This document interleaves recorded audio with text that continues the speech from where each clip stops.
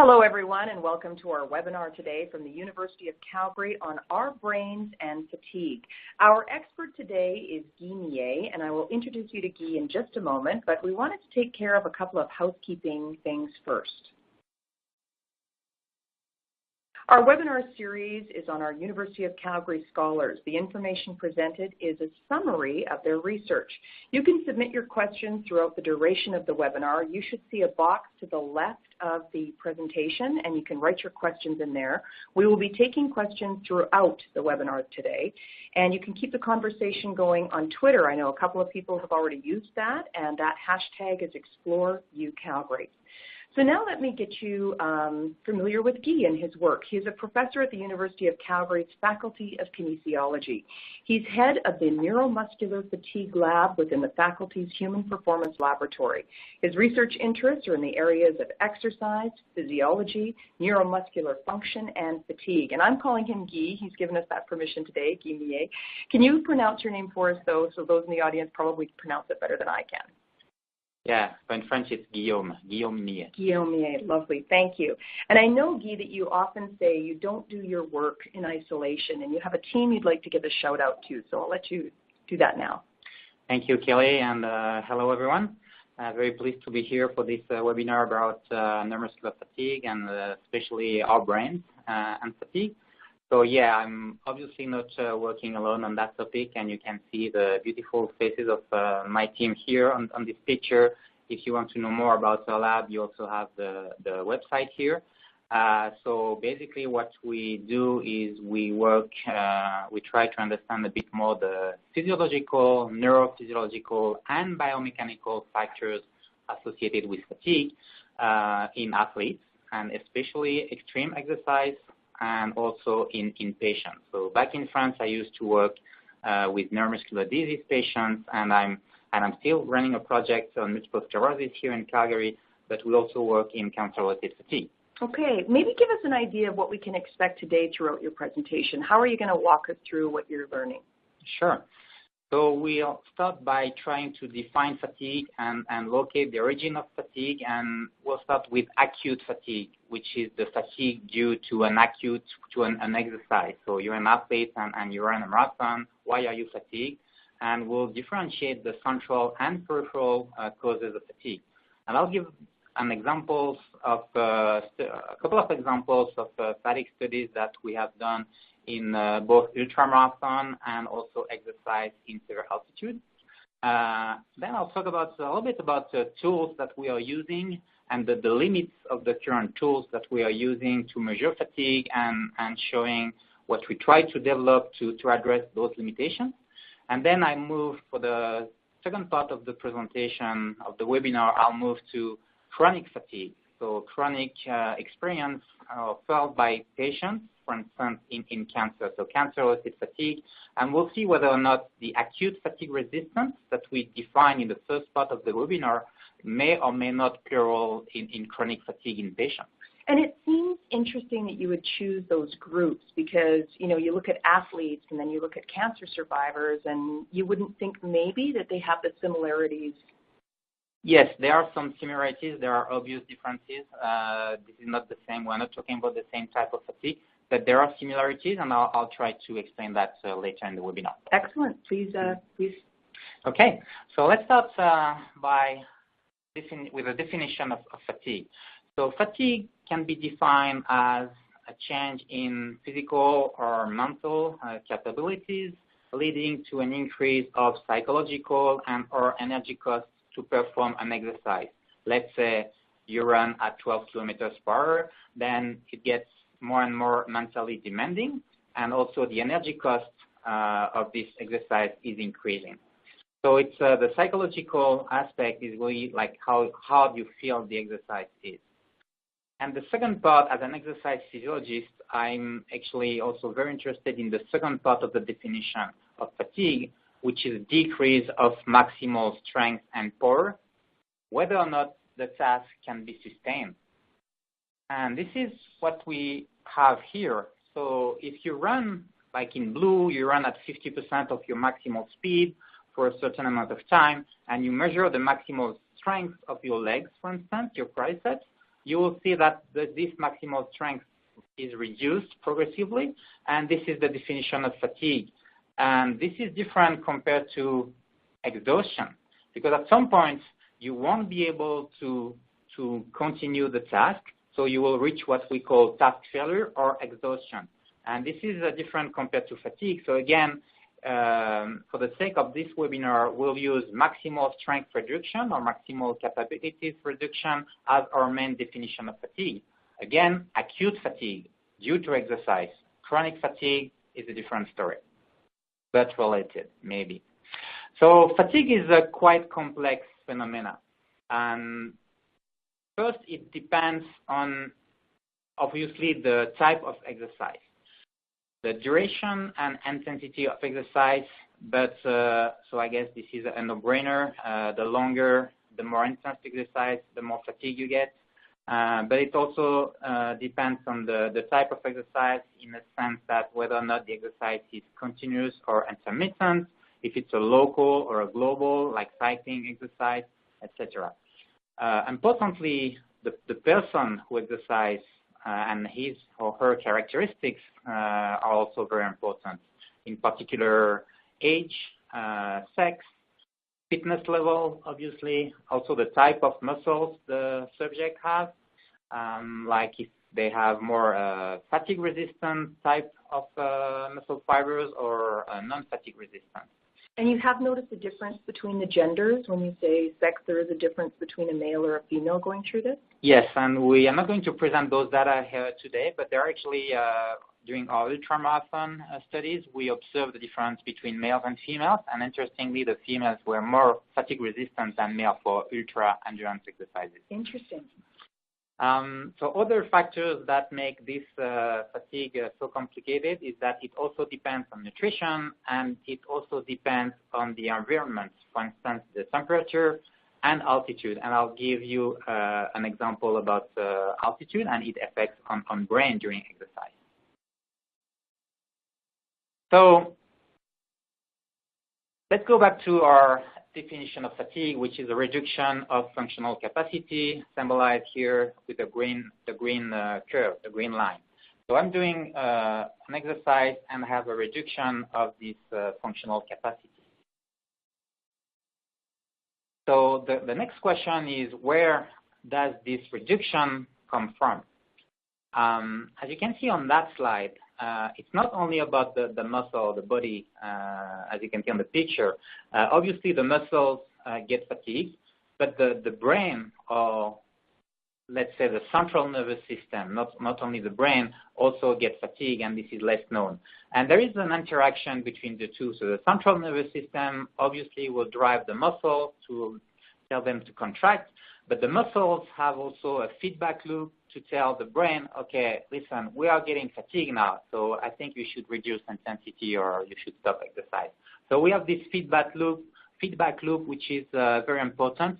And if I want to detail that a little bit more, so we have this interaction between central and peripheral factors. So you can see here on the picture on the left, the central fatigue in the brain. Actually, we'll see that it's more complex than that. And the peripheral fatigue in the muscles. And fatigue can occur any side from motor planning to muscle contraction. And you can see that the feedback can occur at different locations as well. So that's why it's such a complex phenomenon. So because we want to try to understand a little bit better fatigue, we are using different tools in my lab to evaluate neuromuscular function and neuromuscular fatigue in particular. So when I see this, Guy, each one of these sensors are at these parts of the body when you're doing your experiments? Yeah, exactly. So you can recognize on this slide the brain and the spinal cord and the muscle. So we have a sensor to measure force, to measure electrical activity in the muscle, and we are asking the subject obviously to do maximal contraction. That's the definition of fatigue. We expect to see when there are fatigue a reduction of maximal contraction, but to try to locate where fatigue is, we use tools such as stimulation. So we use nerve stimulation, electrical stimulation, for instance, of the femoral nerve. I'll show you a picture very soon. but we also use transcranial magnetic stimulation, which means that we evoke magnetic field directly on the motor cortex, on the brain.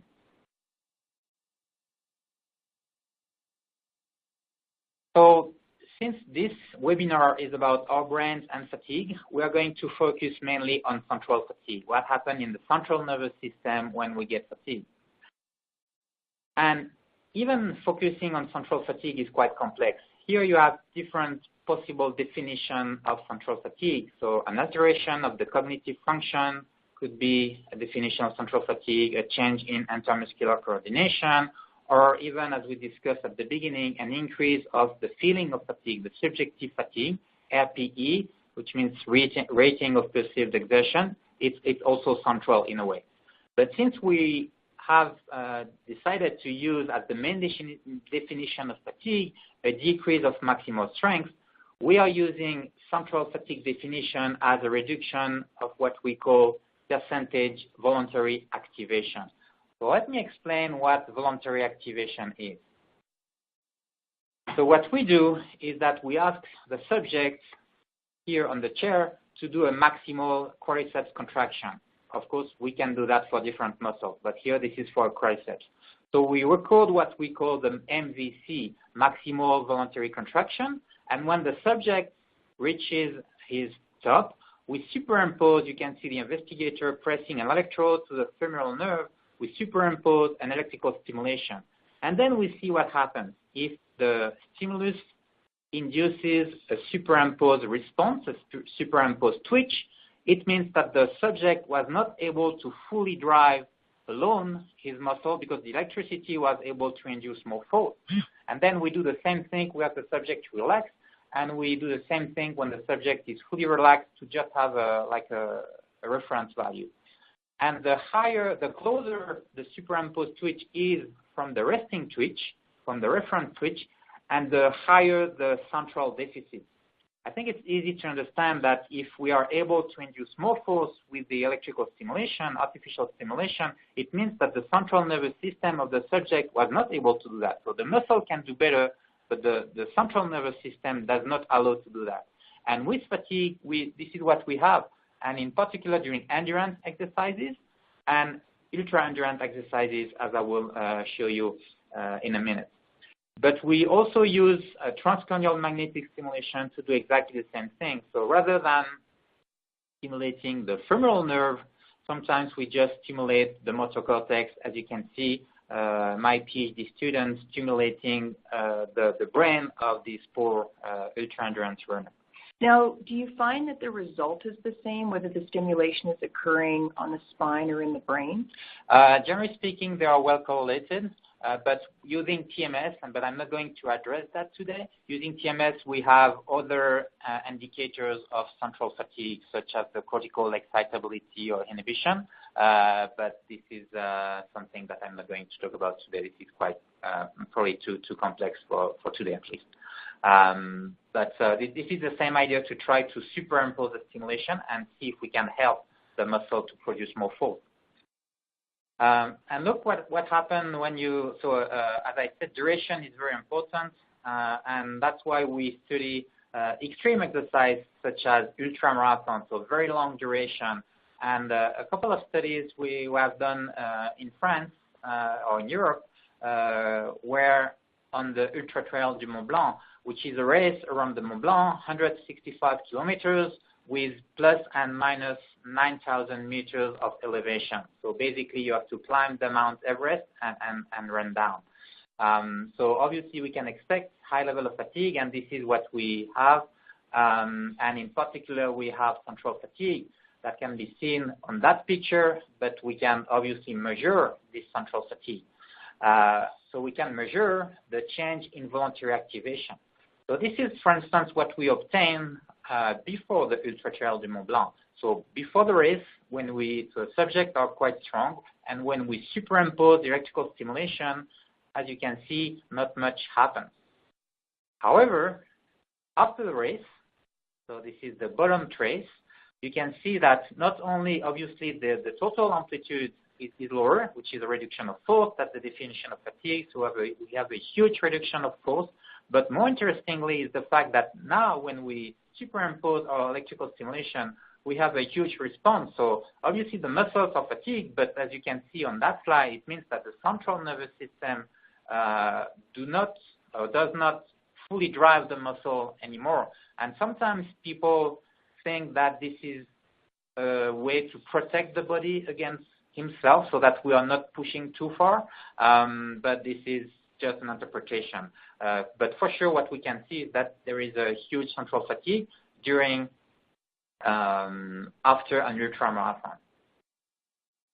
Another example that I will give is at altitude. But before I talk about exercise at altitude, I just want to say that when we say, okay, peripheral fatigue is in the muscles, central fatigue is in the brain, this is actually not as simple as that. Actually, for peripheral fatigue, this is true. There are different possibilities within the muscles where fatigue can occur, but it's not, central fatigue is not only in the brain. It's, as you can see on that slide, it's very complicated.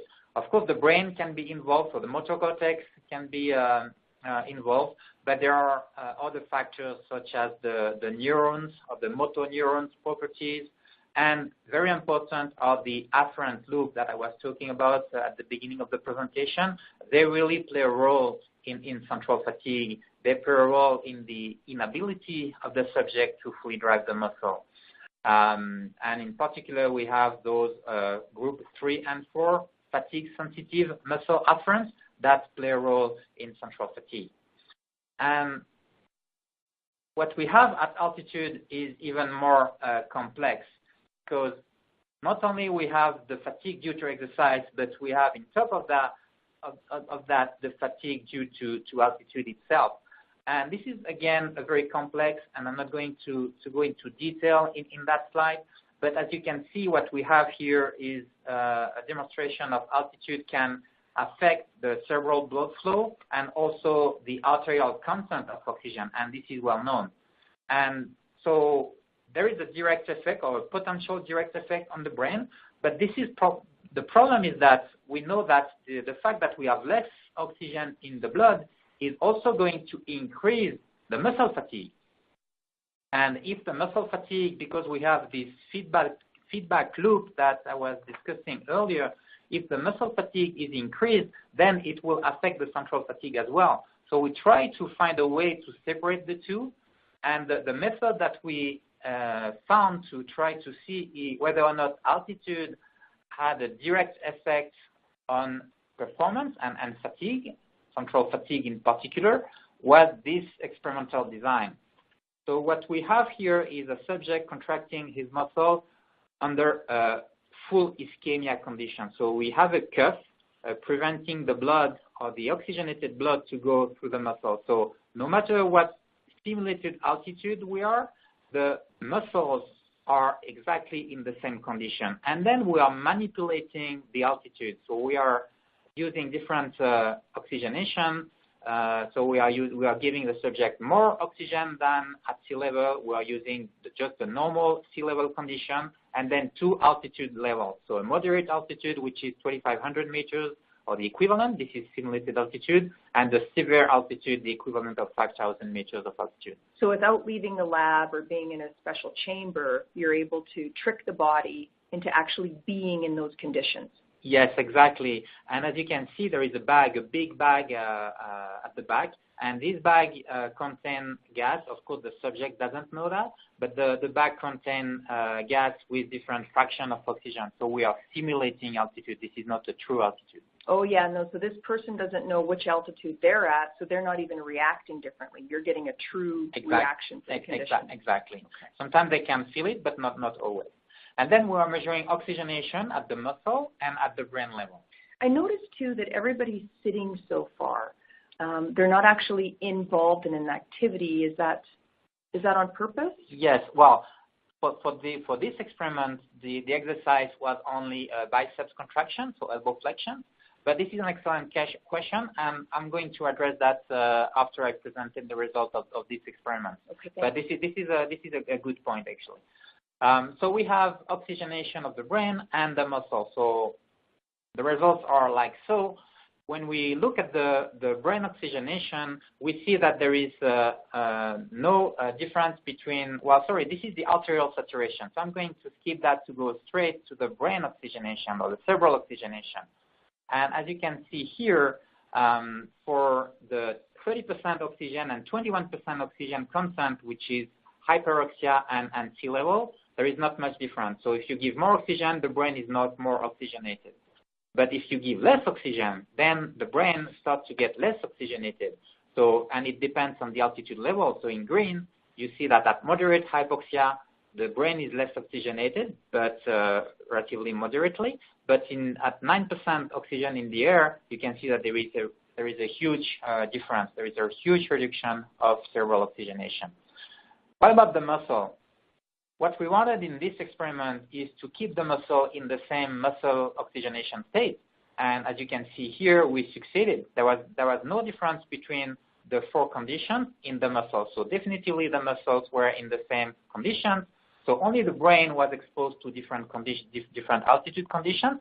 And so what were the results of this, what were the differences in terms of performance? And the performance is here. As you can see, there is a difference here. Actually, I can't see on my screen. I'm not sure if you can see it. Okay, it's fine. So there is a reduction in performance only in severe hypoxia. When the brain was exposed to a moderate hypoxia, the performance was the same. However, when it was exposed to severe hypoxia, then there was a reduction of performance. And indirectly, we showed that the altitude played a role directly on the central nervous system, on the brain, only in severe hypoxia. Okay, so as Kelly, as you just said, in this experiment, and actually many experiments, we use, not only in my lab, but in most labs, we use local exercise, so single joint isometric contraction. And this is okay. And the good point about using this experimental design, as you can see here, elbow flexion or even contraction of hand muscle, is that you can measure, you can fatigue the person and measure on the same ergometer, on the same device. However, there are a few problems associated with this type of fatigue assessment. First, it's usually upper body exercise, it's isometric, so it doesn't really represent exercise performed in sports and rehabilitation. But again, most studies, including clinical research, use that kind of experimental design. So here is just an example of a study measuring voluntary activation. So this is exactly the method that I defined at the beginning of my webinar. And in that study, they showed that patients with multiple sclerosis showed a higher central fatigue compared to control patients. So that's very interesting, but that was for a hand muscle. And I mean, this is still interesting, but the problem is that this is not very relevant compared to what we do in our daily life. So another option would be to have a subject walking or cycling, and then we can move the subject from the bike, for instance, to the chair and do the measurements that I explained, doing the TMS as on that picture, or electrical stimulation, EMG, etc., etc. So this is the other option. The other solution to measure fatigue is to have a subject walking, cycling, and then you move him from the treadmill or the bike to the chair. So this is more ecological, and it represents the reality of daily life in patients, or rehabilitation in patients. However, it requires time to install the subject and test him, and depending on the type of exercise, the determining factors of fatigue and exhaustion might be completely misinterpreted. So not only under-evaluated, as we can see here on the next slide, but they can also be misinterpreted. Because the problem is that if we do that, we have at least a 2-minute delay, and in 2 minutes, as you can see here, there is definitively, depending on the type of exercise, it can be more or less problematic, but definitively we have some recovery. So this is the muscle fatigue induced during exercise, and as you can see on the area highlighted in gray, in 2 minutes of recovery, you have already a huge increase of force, which means a huge recovery. And of course, it doesn't allow us to really evaluate the mechanisms of fatigue if we are not able to measure right away. So that's why in my lab we came up with a new idea, which is to try to combine the two methods, to have the advantages of the two methods without the inconvenience. So we are able, if we succeed and if we can validate this device, we will be able to test neuromuscular fatigue during and immediately after whole body exercise. And this is a schematic representation of our new or innovative ergometer. So as you can see on that slide, we have force sensor directly on the pedals, and we also have the possibility to lock the subject in the position we want. So we can stop him anytime and then do the stimulation and the measurements that we want to do, and the exact same stimulation and measurements that we do when we have the subject on the chair. And I have a video to show you how it works. So this is just a picture, and as you can see here is the video. So you have the subject cycling, and that the investigator in black will stop him at some point, and here it is. Now he's doing a maximal contraction, and you can see the investigator in blue stimulating his brain with the magnetic stimulation, and the subject is contracting, and we are superimposing the magnetic stimulation, and then he relaxes, and then he will do another maximal contraction to measure explosive force, and then he's doing another contraction. We are superimposing electrical stimulation this time. It's not TMS anymore. Then we are doing stimulation when the muscle is at rest. As you can see, he's shaking because he's very fatigued. It's not because it's uncomfortable. Yeah, it looks it's like because it hurts, it doesn't hurt. It's not comfortable, but it doesn't hurt. And then he can, like you can see, like a few seconds. The total measurements was only a few seconds, and then he can start pedaling again. So there is almost no interruption, and so we are able to measure. I think this video illustrates well the fact that we're able to measure fatigue right away, so we don't have to move the subject from the bike to the chair. Okay, so far we discussed only acute fatigue. So the mechanisms, and especially central fatigue, that can occur after acute fatigue, which is fatigue due to an exercise. Chronic fatigue, for instance, fatigue that can experience cancer patients or cancer survivors, is even more complicated. Now, before we get to that, there's quite a few questions that have come in regarding the first fatigue that we're looking at. So maybe let's address a few of those questions, and then we'll move on to the chronic fatigue piece. Okay, sure. So can you comment on controlling or managing brain states on fatigue performance during exercise? I'm not sure I fully understand the question. I'm not sure what the person means by brain state.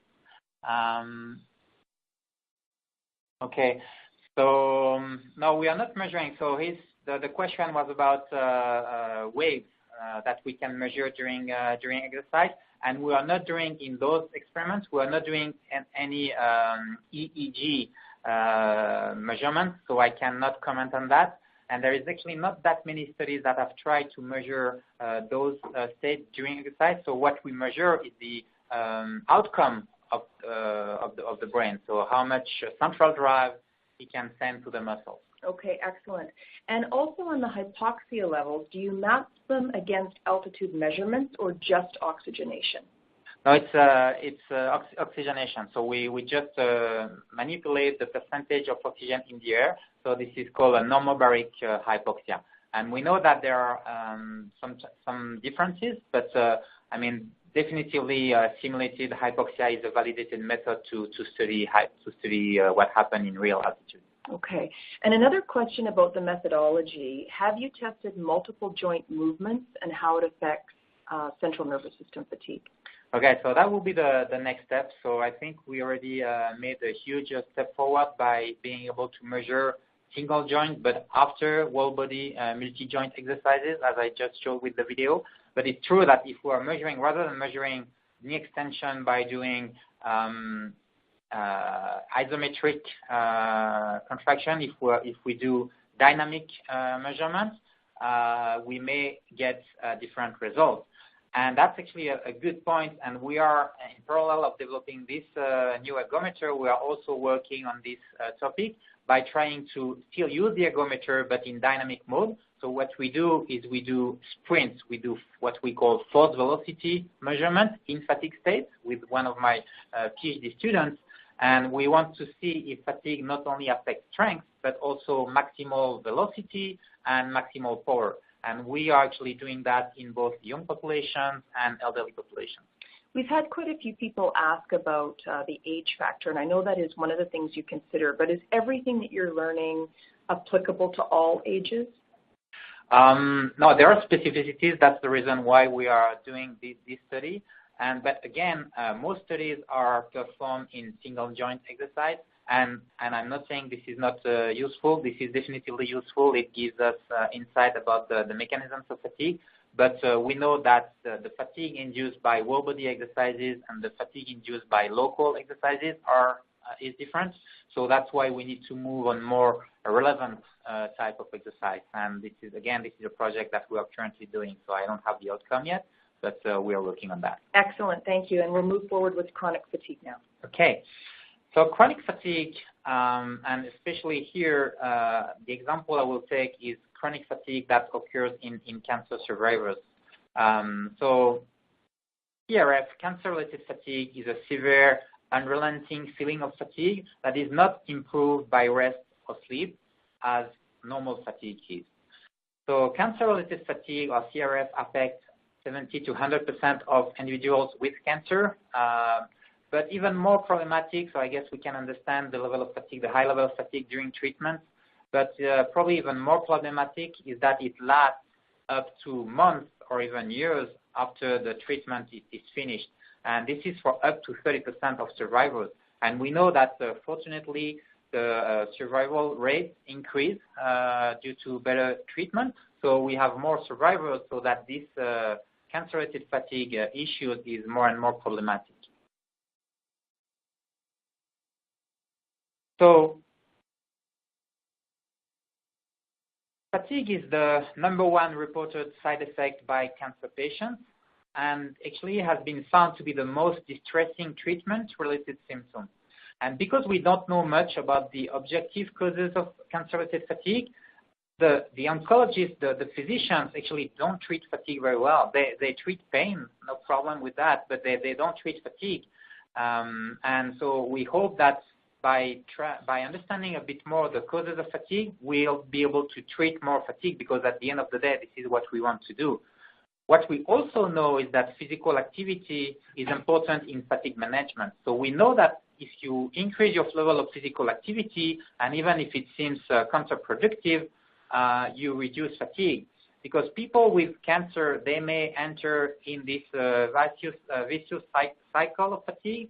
So they are fatigued, so they tend to have less physical activity. They tend to adopt a sedentary behavior, which increase their deconditioning and further increase, for instance, the muscle atrophy. So they are wasting muscle, and this is going to reinforce the fatigue level.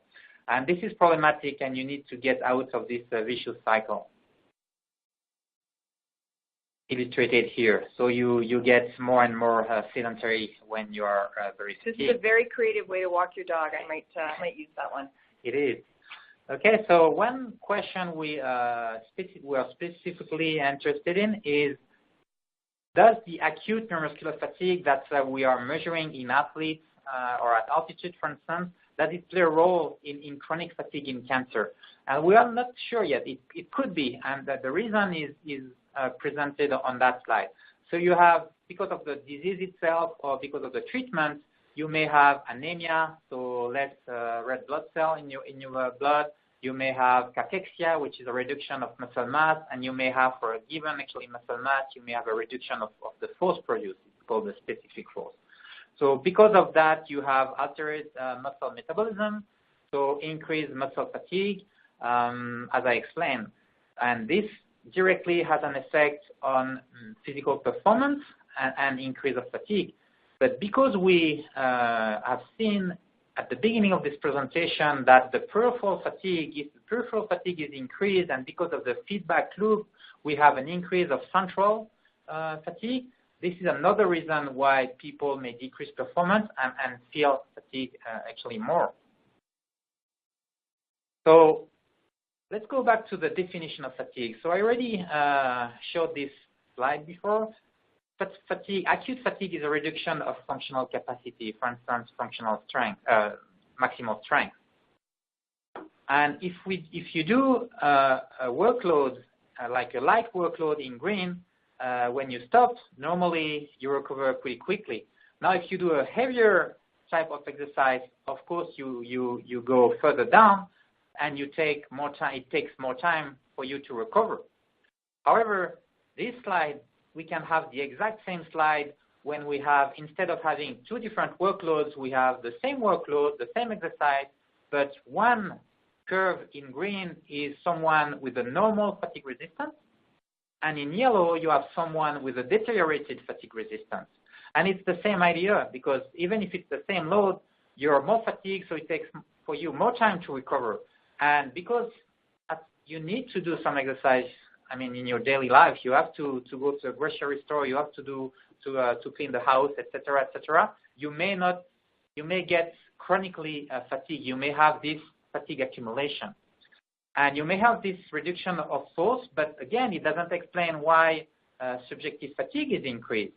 And the reason why it could be, we could have a relationship between this reduction of neuromuscular function and the perceived fatigue by the patient is that first, if your muscle gets fatigued, you have a sensory, as I explained, this feedback loop does not only reduce central drive, but also increase the nociceptive feeling, so you feel not as good compared when your muscles are not fatigued.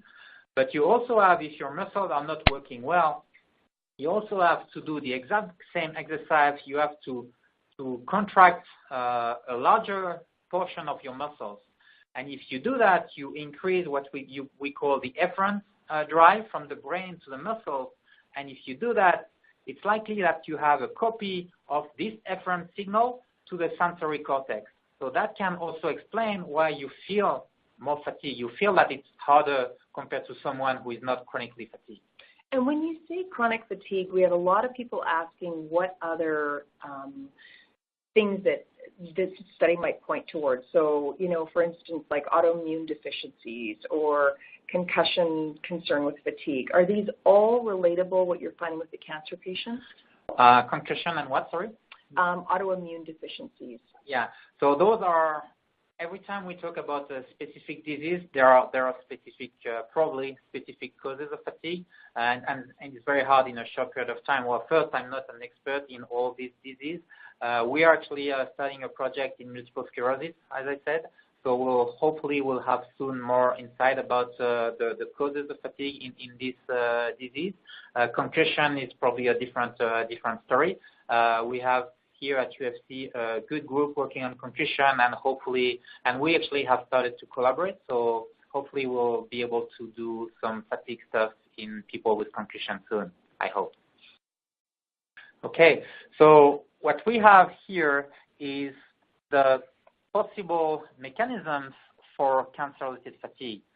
And as you can see, this is even more complicated compared to acute fatigue, because not only we have the direct or physiological mechanisms that I described, but we also have the biological, hematological aspects. As I said, if you have anemia, your blood is less oxygenated, so your muscles are going to receive less oxygen, and this is not good for fatigue.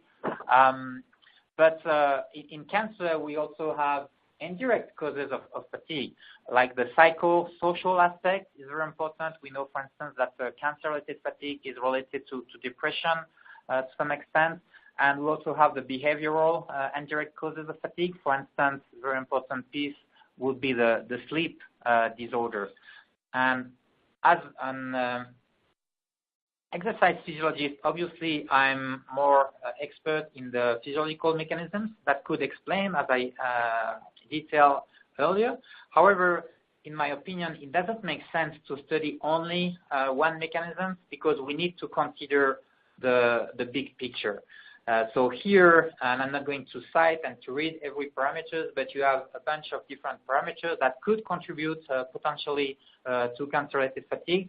So when we assess the deteriorated fatigue resistance during exercise in our lab, we try to also get information about the other possible causes of fatigue.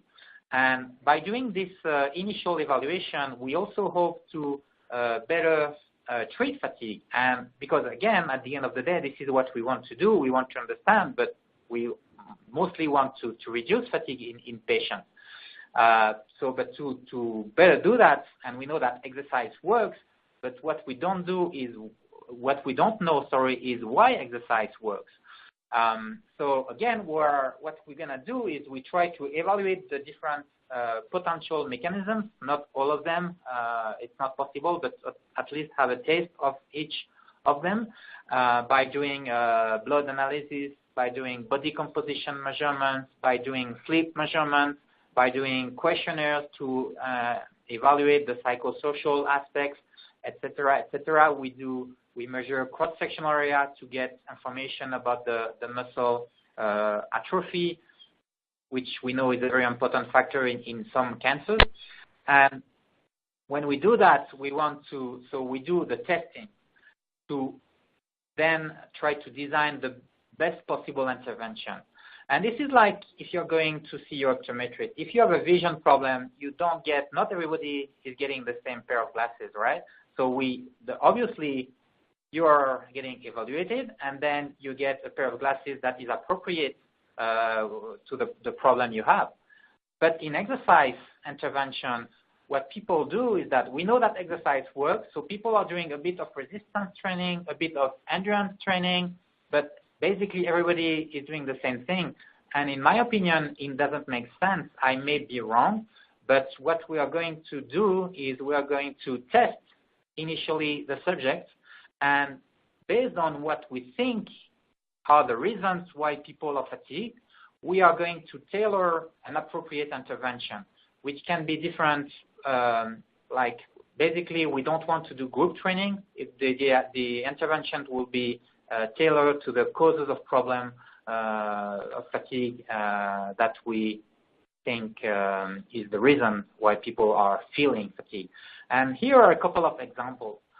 For instance, if we see that the sleep disorder might be explaining at least part of the fatigue, then we are going to advise the subject and ask the subject to do low-intensity endurance exercise late afternoon, if possible outside, because we know that this is the best exercise to improve sleep. If we find that cardiopulmonary fitness is the problem, then people will do aerobic exercise, but we'll try to ask them to do high-intensity exercise. Obviously, this is going to be specific or tailored to the level of the person. So if they are if they are not fit at all, this is relatively high intensity. So the absolute intensity may still be low, but for the person, it will still be high intensity. Same thing if we feel like, okay, cachexia is the problem, so what they need to do is that they need to improve muscle mass, then there is no reason to do low-intensity aerobic exercise. We may give a little bit of that, but we may want to focus on strength training. And we know that there are specific strength training methods to increase muscle mass. And for instance, we can use tools that we use with athletes like electromyostimulation with patients. And that's one of the similarities that I can see in the work we do with athletes and with patients is that we not only use the tool to evaluate people, to evaluate athletes with patients, but we can also use the training method that we use with athletes with patients. There is no reason because we know athletes are getting performance and we want the patient to be performance as well. And when you say cachexia, you are speaking directly about muscle mass. And yes. That's the same. Those two terms are interchangeable. Exactly. It's a reduction of muscle mass. So do you foresee a time, or would you like to see a time when you're really getting a prescription for your exercise that, this is what it looks like for you? Yeah, of course, we are not here yet. This is research.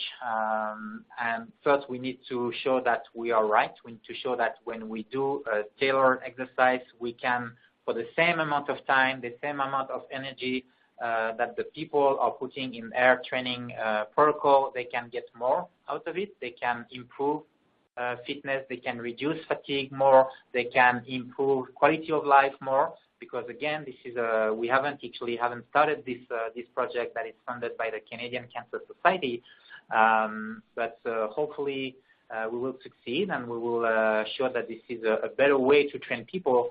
But then obviously there will be a problem in how can we apply that in the real world, because we want to make our testing tools as simple as possible so that the clinicians can use that.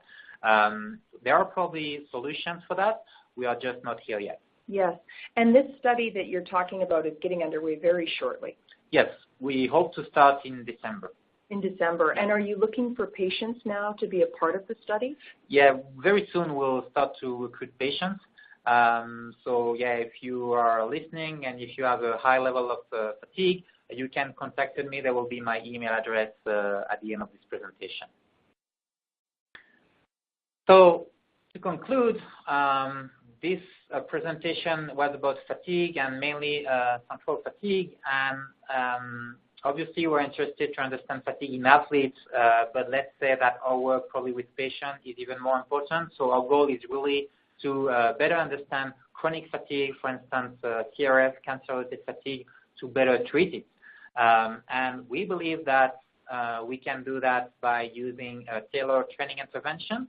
And as an exercise physiologist, as I just said, we want to use the training tools and the testing tools that we test on athletes to apply that to patients. And by doing so, we hope to ultimately enhance the quality of life for our patients. We have a number of questions that have come in, Guy, and I'm just going to go back to a slide that you showed us earlier on and maybe talk about, again, some of the things that play into what cancer patients might be experiencing to kind of that overall fatigue. Can you explain how drugs play a role here? Well, I guess we have to consider which type of drug. So if we're talking about chemotherapy, I'm not an expert in chemotherapy, but there are different side effects, obviously, induced by chemotherapy.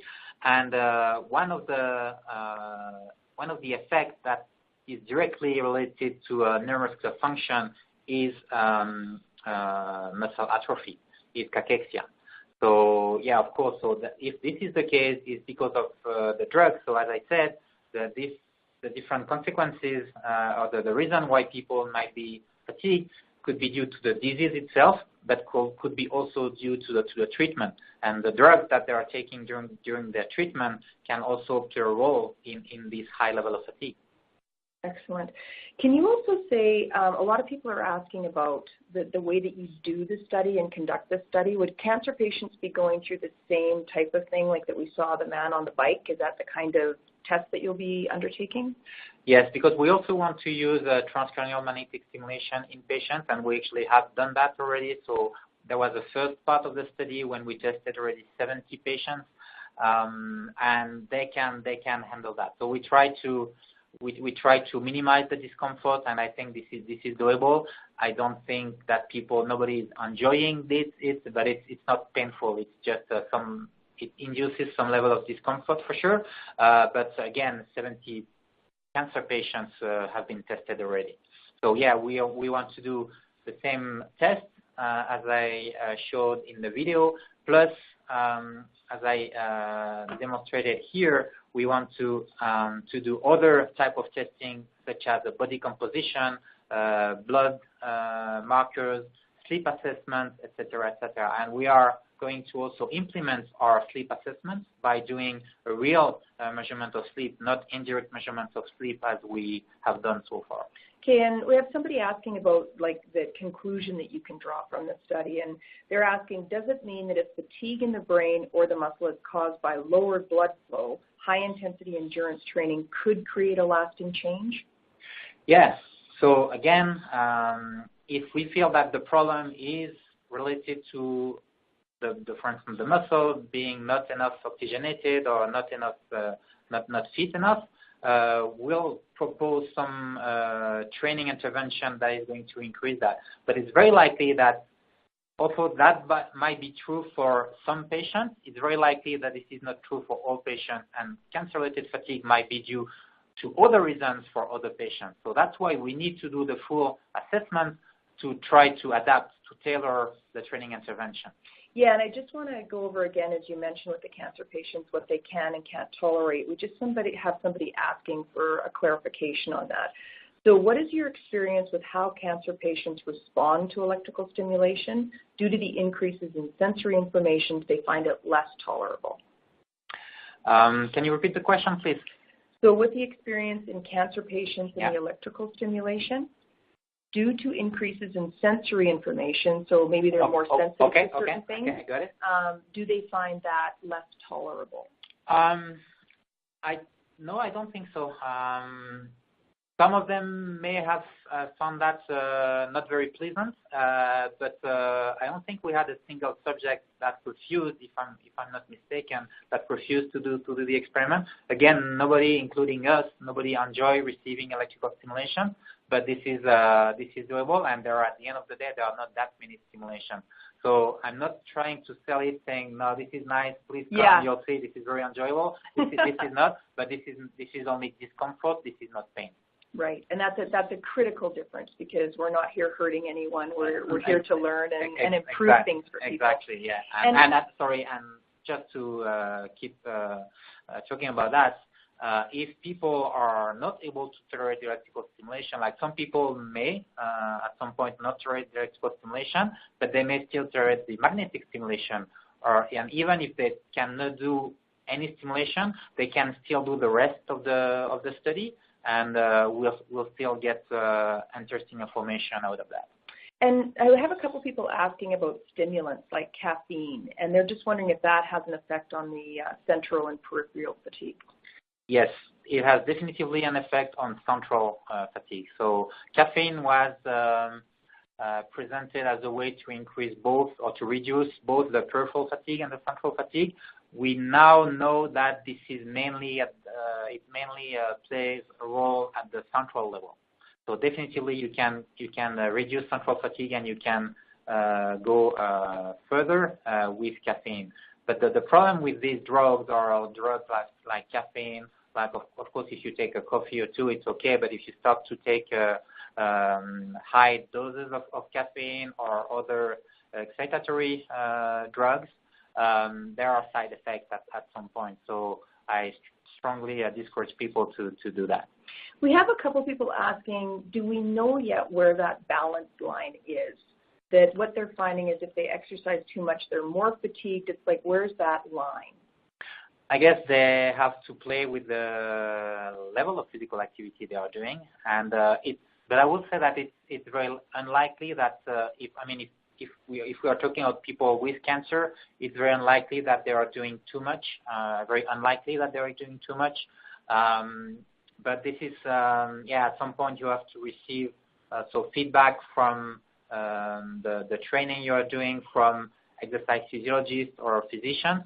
But I would say that most people will beneficiate doing more exercise than less. It may happen that some people are doing too much, but I would say that most patients are not doing enough exercise. And what you are seeing is encouraging, that even though it might seem kind of counterintuitive, you're so tired to get off the couch, but getting off the couch can really make a big difference as you continue your recovery. Exactly, and I understand that exercise, again, we know that exercise intervention works, and it works for most patients, but I understand that for some extremely fatigued patients, this is not the appropriate solution. So there are other techniques that can be used. For instance, we know that the light therapy can be a way to slightly increase or reduce your level of fatigue.